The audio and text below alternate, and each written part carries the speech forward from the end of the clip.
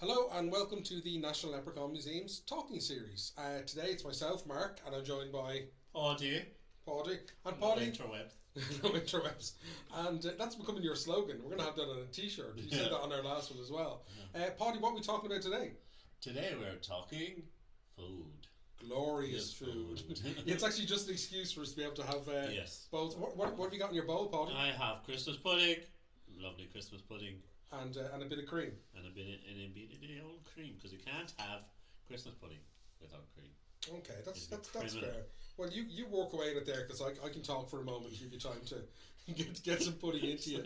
There are those channels though on the internet where people, who don't have time to eat with family or whatever, they put on the channel with somebody eating and then they eat together with those people. I mean, I suppose there's been a lot of that. There's been a lot of that during Zoom. People sitting down, and I'm sure there will be places that don't get to have Christmas as open as Ireland's getting into to have it this year. But yeah, it has become a thing. Yeah. But I suppose food is something that unites us all. Oh, definitely. We all eat. I mean, we all breathe. And there's other things that we do, but food, for the most part, is an enjoyable thing, and it's something that we can share. And people's customs and diet be different, but food is incredibly important. And naturally, it features massively in our stories. Oh yes, from the very early ones about our gods and heroes, food is a big theme.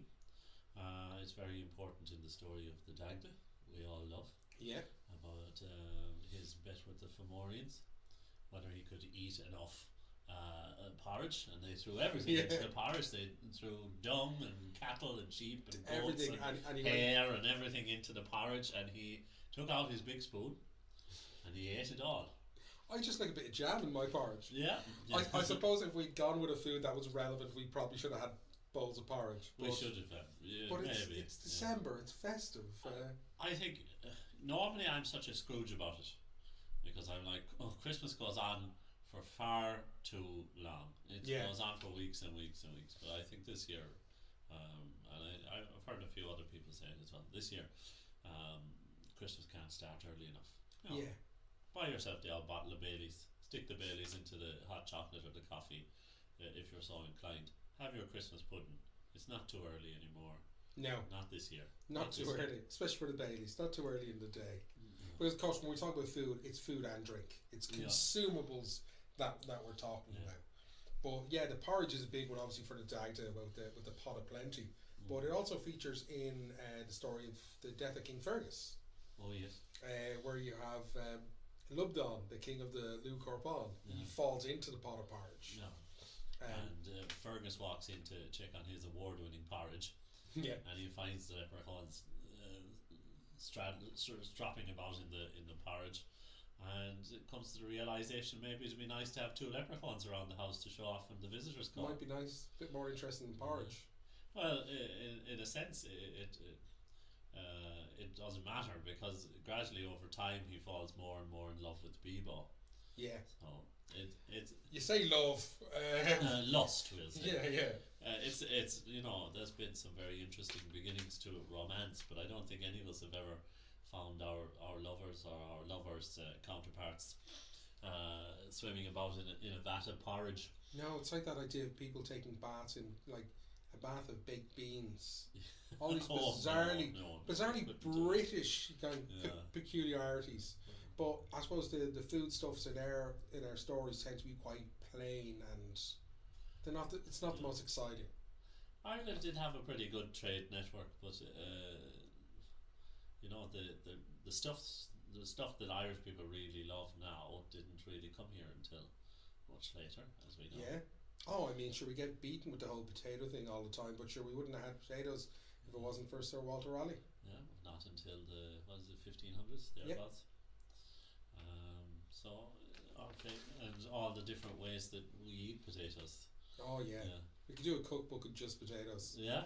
I think we're just hungry, Paudie. As I'm eyeing up this, it was nicer when it was warmer, but the setup for this can take quite a while. The cream is gone warm, and the pudding has gone cold. Transferal of energy. But message into us interwebs and be like, what's your favourite Christmas food and what's your favourite Christmas drink? And have you a good story about it?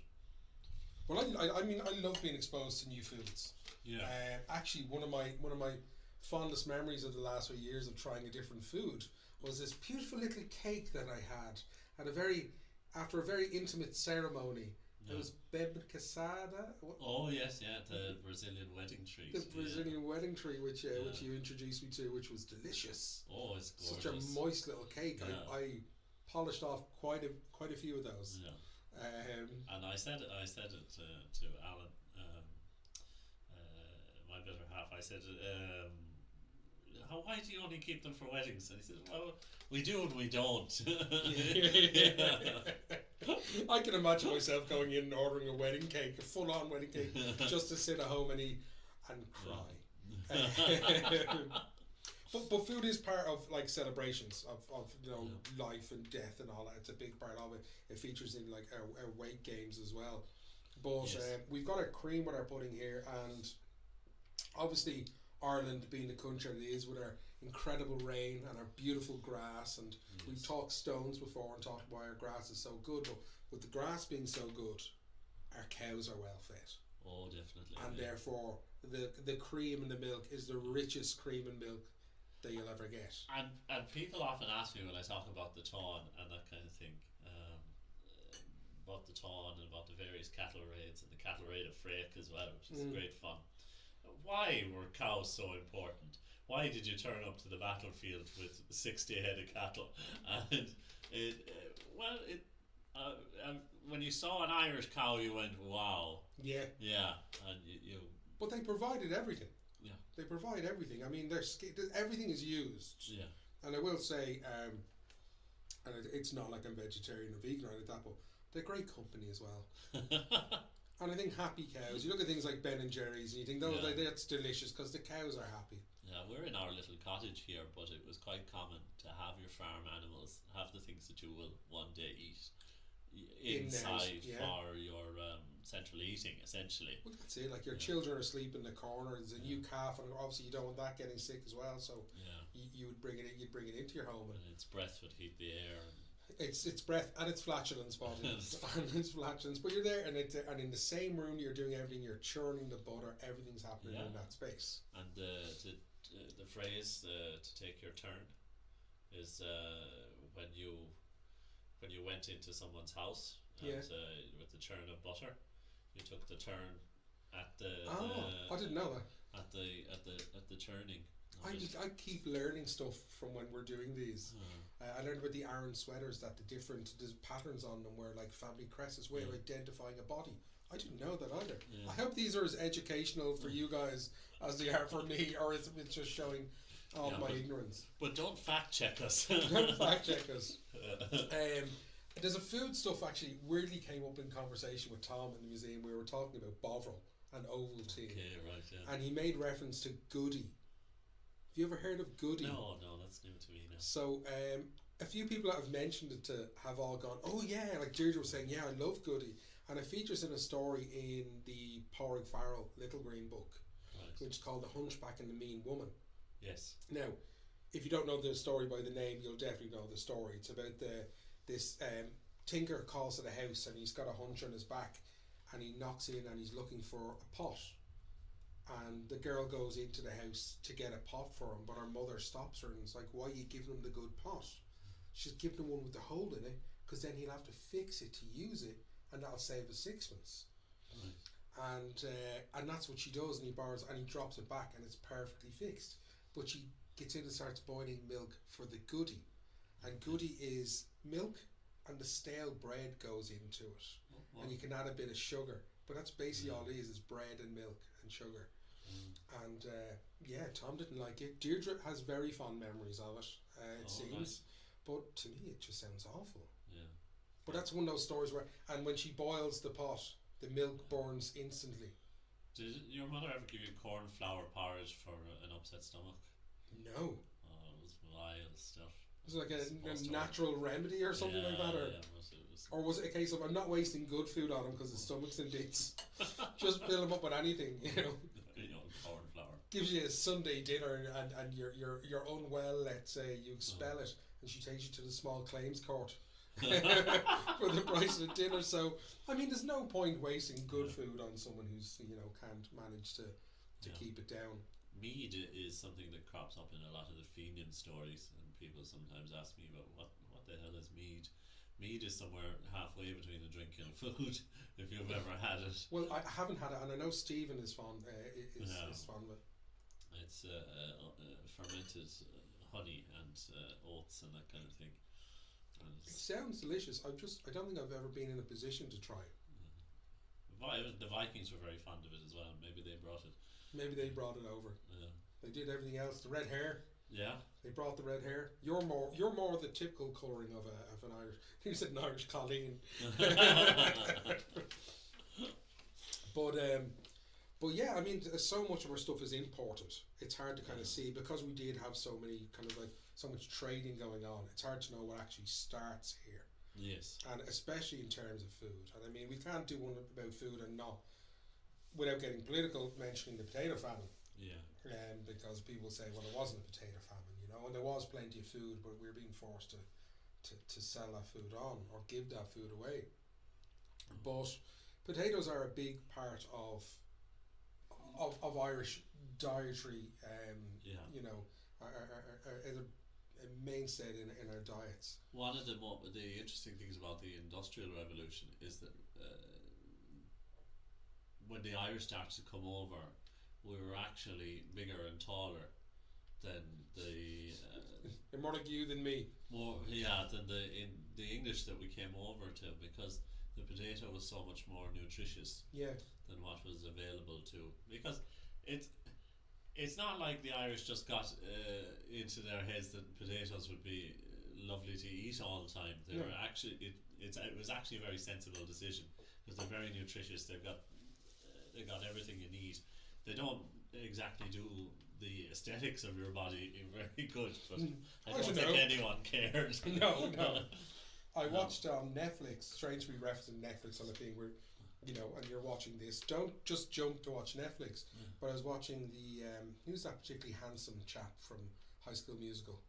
Zac Efron. Yeah, he has a sustainable kind of series that he was doing, and he went to this bunker. It was a lab, and they have kept the genetic makeup and samples of all the different potato types. Nice. Because if there is a massive world shortage or an extinction level almost kind of thing where food is needed, they're quite resourceful, the potato is. But it's funny because people ask us, and it always seems to be a question we'll get sent in a letter, or we'll get emails, or we'll get phone calls, or smoke signals and messages from pigeons. It's around St. Patrick's Day is what the leprechauns eat.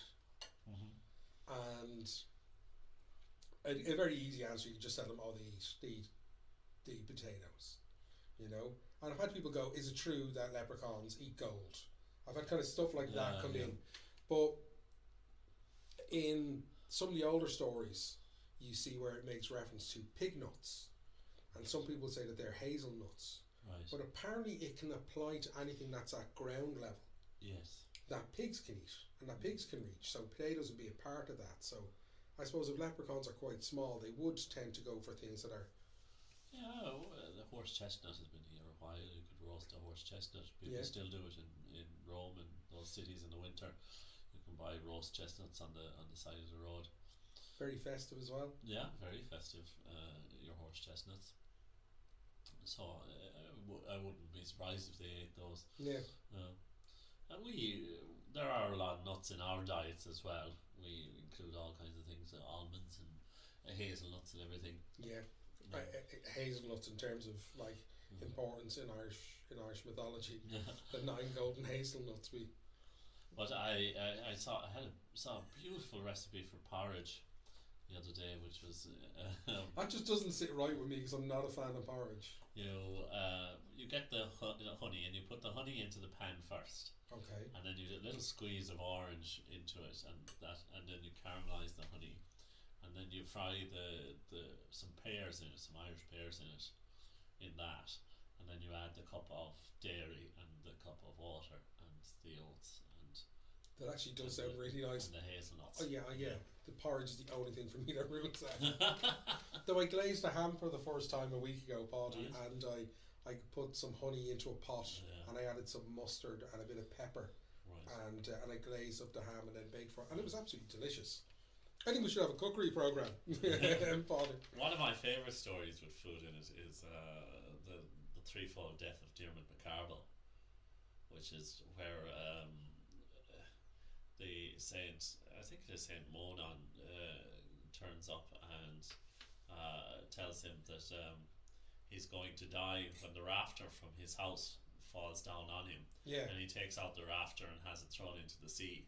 And he summons the druids, and the druid tells him that he's going to die when he wears a shirt made out of a single flaxseed, and he eats a hock of ham from a pig that has never been sired. And Diarmuid thinks, well, you can't get a pig that's never been sired, and you can't make a shirt out of a single flax. And the other one was, I think, a beer made out of a single grain of hops or something. And of course he turns up to a big party at his druid's house, and the druid is say, here's my lovely daughter, would you like to spend some time with her? And she of course brings him a shirt that she has made especially for the occasion, made out of a single grain of flax, and she's brewed him some beer made out of the single grain of hops, and she gives him the hock of ham, and he's tucking into the hock of ham. I just imagine him kind of sitting there, basically a big rotund man, as a king in ancient Ireland would have been sitting there and thinking, oh, I'm safe and sorted. You can't get a hock of ham from a pig that's never been sired. Of course, the pig was born by cesarean section. And as was so common in the day. Yeah, as was so common. And of course, the house catches fire then. And while unbeknownst to Diarmuid, the druid had rescued the rafter from the sea and used it in the building of his own house. So he dies. Well, he dies after he dives into a vat of wine or of mead or beer or wine to kind of cool off, but he can't. The vat is copper, so he's starting to be boiled alive, and he runs out. And the rafter falls down on his head. Do you know what? I didn't recognise the story from the name. I've only ever heard you tell that story, and I think at some point we're going to have to work that into a live or something like that, or do that story in its entirety. Yeah, it is an amazing story, really and truly. But stories like that where there's feasts and there's parties. Yeah, I mean, is where you're going to kind of get great food references. And I know I mentioned briefly when you said about porridge that in the death of King Fergus, porridge is important in that because he's flaying around and swimming around in the porridge. But before Lubdon arrives in Ireland, back in Faelin, the country where they're from, there's a great feast, the Great Feast of Faelin.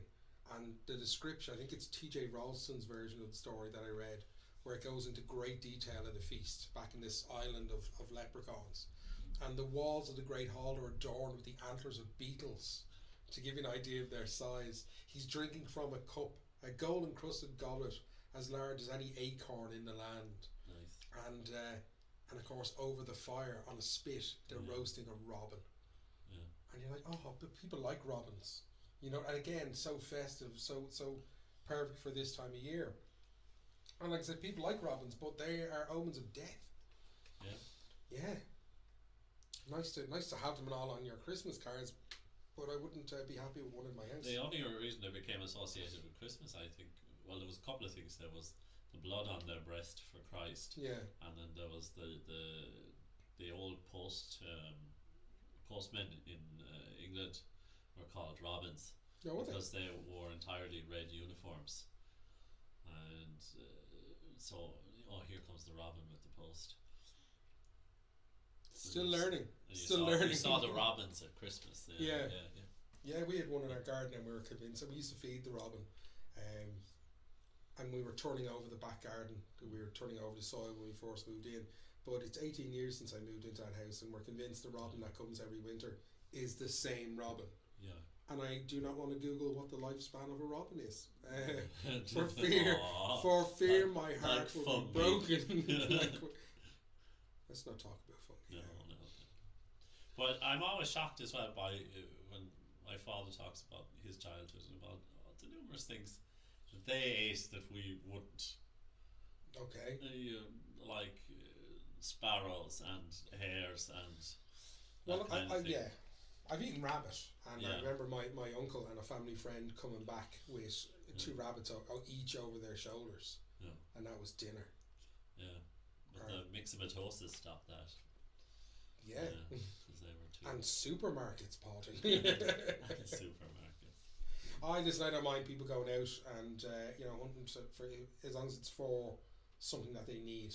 But back in those days, you needed to supplement your diet. Yeah, absolutely. With things like hares and rabbits and that kind of thing to get all your nutrients. But sparrow and the likes of that, I just can't. I can't understand it either. No, I wouldn't imagine there's much eating on a sparrow. For one.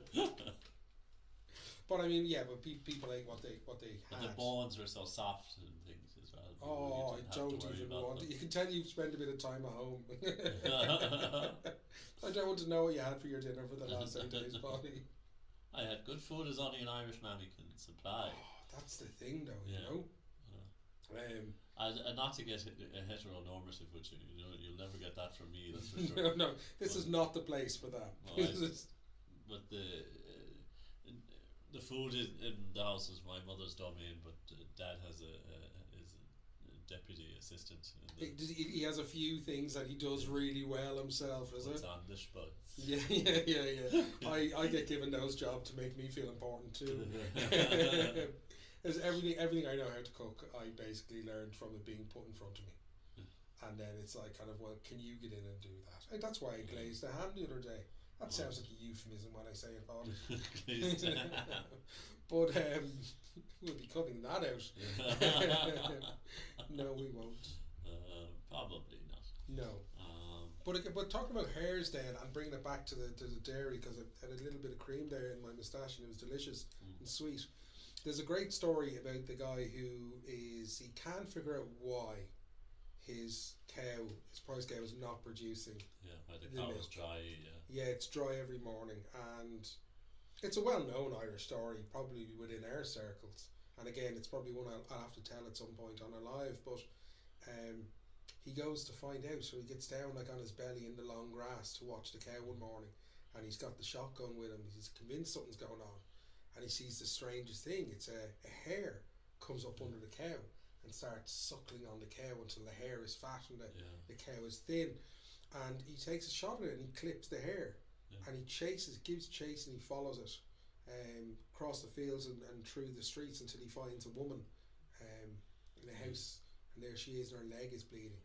It was a witch. It's a quite disturbing one as well. Some of the versions of it are set at night as well, but there's something I can't understand it. There is something quite creepy about it being the dead of night. You're coming out with your lamp and your shotgun, and you walk up to the cow, to its udders, and there beneath it is a hare going. Because that's the noise hares make. But I heard it's definitely the same story, but it's a version of it where he then marries the woman. All right, yeah. And there's this thing about like, I've caught you, so you're mine now, and I'm going to marry you. It comes up too often in Irish stories. Yeah. It really, really does. It's not pleasant. It's like the story of the Lady Gollers. Yeah. I mean, I've got your hat, so I'm going to marry you. Yeah. Well, explaining scaly children probably. It's just a skin condition. There is another story, and I've been looking for it recently, Paudie, and I can't find it. And it's called the Island of Seals or something like that. But in it, you find that this island is deserted. Like, there's food on the tables when people arrive on the island, everyone's disappeared. So when the new people move into the area, the seals that are in the caves down, at the bottom of the island, they're catching the seals and killing them and using their fat like to burn for oil, but they're eating the seals. And as it transpires, the seals are the old residents of the island. So they're eating these like sentient uncommunicative yeah. people, which is paramount to cannibalism. Yeah. There, there's a kind of horror there, like Stephen King's Thinner, to do with food, Yeah. and we have our own version of Thinner as well. The Alplucra. Oh yeah, of course. The Alplucra.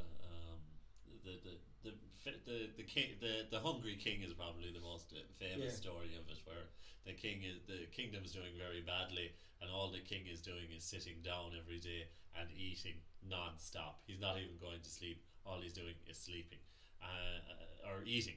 And King Ronan sends out to the countryside to see if someone will come and cure him. Of course, Jack Muldoon knows exactly what he does. He gets the saltiest piece of meat he can find, the saltiest piece of pork anywhere, and he puts it right in front of the mouth of the king, and the king's jaw starts to go, and he's salivating, but the king is tied back so he can't, and out comes the little creature, the Alplucra comes out. But the tapeworm, Paudie. Let's call it what it is. I think they're a bit more than a tapeworm, yeah. But yeah, there is the thing where if you fall down if you fall asleep beneath a willow tree beside the stream, the Alplucra will leap out of the stream and into your body. Yeah, it's a parasite. Yeah. Yeah.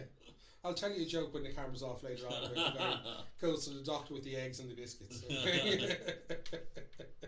But and the doctor comes out with a pen. Comes out with a hammer. Actually, it'll make sense later. But Abertoch, in terms of like kind of consuming things like that, is Abertoch the vampire king, and that's can only be satisfied with being fed blood. Yeah, there's a couple of Abertochs, and sometimes they get mixed up. Yeah. It seems to be some kind of demonic. He's described as like a dwarf vampire king. Yeah. We have some strange stories. Probably the soundest advice, though, that when it comes to food is when you step into the underworld. Yeah. When you step into the otherworld, the first thing they say to you is, don't eat the food. Don't eat the food. Don't drink the water when you go to certain countries. Don't eat the food, yeah, because then you can never leave. Yeah. There was a story I was looking at recently called The Fairy Dance, and this woman is brought in, she's surrounded by these fairy creatures, but suddenly a handsome prince arrives, and he bewitches her with how handsome he is. Yeah. And suddenly a door opens up and he takes her with him down into this feast hall, and they dance together, and everyone's there, and he hands her a golden goblet to drink from it, and the man with red hair walks by in the back of her chair and says, don't eat the food, don't drink the drink. And she makes her excuse to leave, and they curse her. But another fairy man gives her something, a stick to keep on herself, to keep her safe. It's called The Fairy Dance. I can't remember who it's by, but it's very much don't touch the food. You'll never make your way back. One person who did take the food, though, and it is important that he took the food for his backstory, is Conan MacMorna. Yeah. So basically the Fíni are out hunting, and they find a magic palace, and they sneak inside, and they find laid on the table the most beautiful feast they've ever seen, but there's nobody around. And so they sit down, they start to eat, and of course, as every good trap story goes, it has to have a room where the walls start to close in and the ceilings start to close in. Everyone gets out except for Conan MacMorna, who remains seated at the table eating his fill. He'd been known as Conan Moyle, Conan the Bald. Yeah. And Finn McCool goes in to rescue Conan, finds him now having eaten so much, being so obese and rotund that he can't get out of the chair, and Finn pulls him up out of the chair, but as he's pulling him up out of the chair, he leaves his skin behind. That's what I couldn't get out of that. Sorry, he leaves the skin behind. Surely it'd be the skin that would come away. Yeah, by the way, the Finn is so fast and so strong that he took the man, but the skin but left the skin behind. Yeah. That's a great image, and you see it again in other cultures. You see similar stuff in the caves in Salamanca in Spain. The guy is saving the witches, and the devil is chasing them, But as he gets into the cave, the devil grabs him by the shadow and pulls his shadow off him. And because the man from that point has no shadow, apparently he can't die, because the day doesn't end, like the effect of day and night, so he lives forever. But yeah, that image of like having the flesh pulled off, because he was just so gluttonous and stayed there and ate. Yeah. I imagine their food is good. Yeah. And that's how they keep you there. Well, the palace was there because the fairies were desperate at that stage of the, like, by the time you get to the end of the Fenian cycle, the fairies are well and truly defeated and far under the ground, and they're really desperate at that stage, so they've laid out a trap. It's a really elaborate trap, but that's the kind of trap the fairies enjoy. Yeah, they don't keep things simple, do they? No. It's like, I don't know, TikToks or those kind of things where you see people set up the elaborate things with marbles and they roll the marble and they throw it and it bounces. That's so you think those people on TikTok are all they're all the two good folk. Okay. They're all the tribe of Denu.